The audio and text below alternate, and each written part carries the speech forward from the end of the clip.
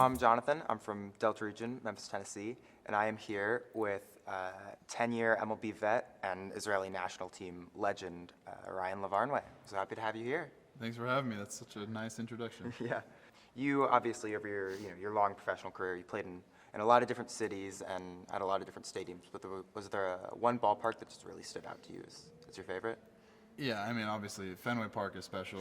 I think Wrigley Field is also special.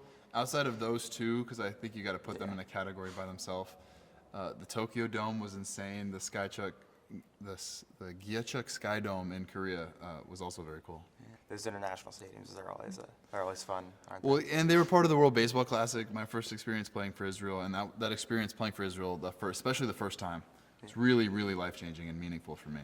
Well, that's actually what my next question is about, so it's a good segue. And you always seem to step up your game a bit playing for Team Israel, winning pod MVP and all that. What does being able to represent Israel on an international stage mean to you, and how do you feel that it contributed to your Jewish identity? Oh, it changed everything about my Jewish identity. It helped me find my Jewish identity to begin with. I grew up in a house where my mom's Jewish and loves Christmas, and my dad was Catholic and wasn't into organized religion at all. So I didn't have any religion at all or community greater outside of my family. When I played for Israel, it was the first chance that I had to be on a Jewish team, to be around other Jewish players, to be embraced by the Jewish community, to state publicly that I was Jewish, and wearing Israel across your chest on countries all over the world, standing on the foul line.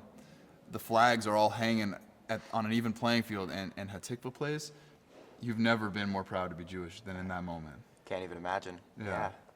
But along with being a star for Israel, you were also a huge star at Yale. I mean, you won the NCAA batting championship. You hold I looked at your Wikipedia page and it's just can't stop listing Ivy League and Yale records that you set there. But how did you manage both such that high level of athletic excellence along with that high level of academic excellence being at a school like Yale? Yeah, so for me it was, when it's time for school, it's time for school, and we don't think about baseball. When it's time for baseball, you better not be thinking about school either, right? As far as the records, it was really, I worked hard. I worked really, really hard, and there's some luck that's involved every time, right? In baseball, if they're positioned right where you hit it, you're hitting a round ball with a round bat. So there's definitely some luck involved. But for me, the thing that I could control was I wanted to be the hardest worker on every team I ever played on. I wanted to be the hardest worker in every room I was ever in.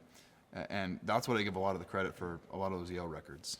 Yeah, I mean, the hard work definitely seems to have paid off, So you were obviously on the Red Sox in 2013 when they won the World Series over my Cardinals. But how did it feel to be, around the team, around the organization at that time after they just reached the pinnacle of baseball success? Yeah, so the 2012 team is where I start with the 2013 team, because the 2012 team lost 97 games.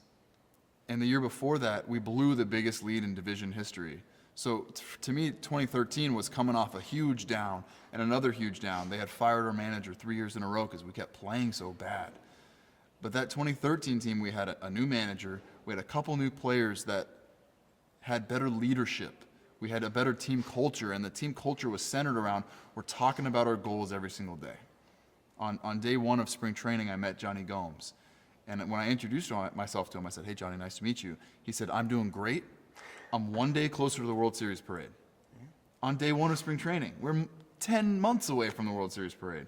We hadn't even started the season. So even though I was worried about talking about it and jinxing it, he said, "How are we going to accomplish our goals if we don't talk about it?" So we talked about our goals every single day, and then that was the year of the Boston bombings too. So I think our team was talking about our goals, but playing maybe average.